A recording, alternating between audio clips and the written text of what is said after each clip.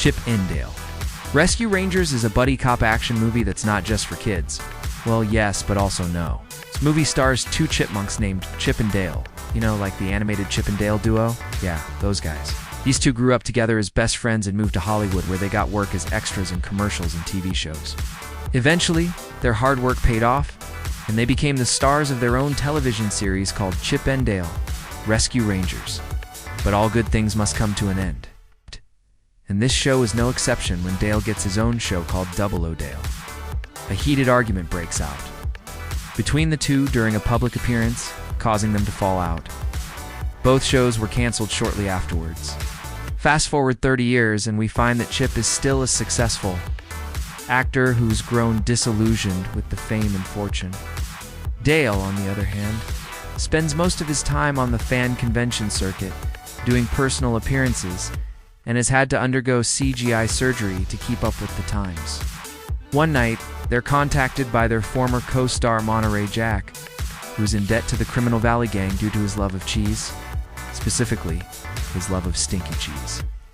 He warns them of a trafficking operation where toons are kidnapped, their appearances are altered, and then they reshipped overseas to produce bootlegs of their works for the rest of their lives.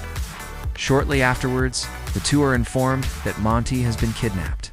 They go to the police, but unfortunately, they're dealing with Police Captain Putty, whose hands are tied. He introduces them to his new partner, Officer Ellie Steckler. She's a young, eager beaver of a cop who happens to be a big Rescue Rangers fan. The police's hands being tied literally, she suggests they do their own investigation.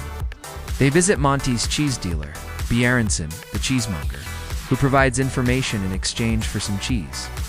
He tells them all they need to know about the Valley Gang and gives them directions to where they can be found. They travel to the Uncanny Valley part of town and run into Sweet Pete, the leader of the Valley Gang. He's also the guy who played Peter Pan in the old show. Yeah, he doesn't look so good now. And his two henchmen, Bob and Jimmy. Thinking they're investigating his bootlegging business, Pete tries to capture the pair, but the chipmunks escape. On the way back to the police station, they run into Ellie, who's hot on the trail of the Valley Gang. They tell her what they learned, and she reveals that Putty has been stalling her. He kept telling her to get a bat and raid the Nick Jr. Channel studios based on a tip from an informant, but when she searched the place, all she found was a mountain of plush toys and a single golden book. Back at the station, she's chewed out by Putty. They share their discovery with Ellie, who realizes that Putty is part of the Valley Gang. She was the one who leaked the tip to them in order to stall her. To prove it, the chipmunks take her to the bathhouse where Sweet Pete and his gang hang out, and she manages to steal his fitness tracker. They track his movements to a dock warehouse. The police arrive too late, though. It's abandoned. They find a large operating machine designed to alter toons' bodies, along with several toon parts, including Monty's mustache. They also find footage of Sweet Pete talking about how the machine is just a prototype, and how he plans to build another one that will make him a lot of money.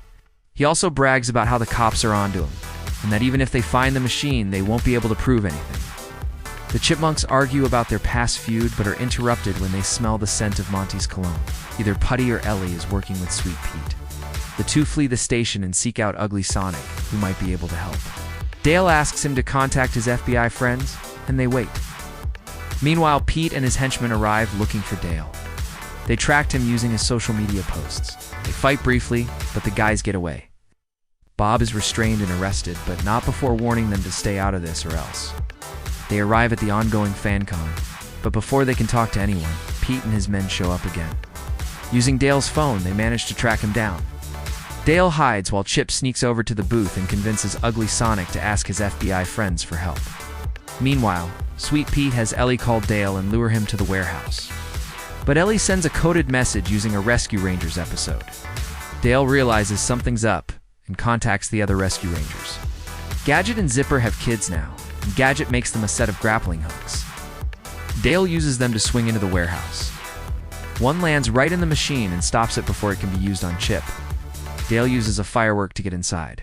It goes off accidentally and causes the machine to go haywire. It turns Jimmy into a fairy and Pete into a giant amalgamation of various toons. He grabs Chip and Dale and takes them to the roof to get away. Ellie finally arrives and fights Putty, who reveals he was covering for Sweet Pete because he owed him money. When Pete accidentally knocked him into the acid pool, he was the Valley Gang's inside man the whole time. On the roof, Sweet Pete threatens to throw Chip off the building. Dale jumps in just in the nick of time and takes the hit. Chip thinks he's dead and apologizes for his behavior over the years. But Dale reveals he was protected by a golden pog Chip gave him all those years ago. The two hug it out, and Dale helps Chip defeat Sweet Pete. They free all the kidnapped Toons, including Monty, who repays his debt by giving the group cheese. Later, Ellie opens her own detective agency, and the Rescue Rangers reunite to film a new series. Dale convinces everyone that they should do a reboot. And judging by the crowd at the premiere, it looks like it's going to be a hit. The movie ends with a nod to the original Rescue Rangers theme song. They bring the noise, we bring the funk. Together we can fix it. Make it funky. That's a wrap.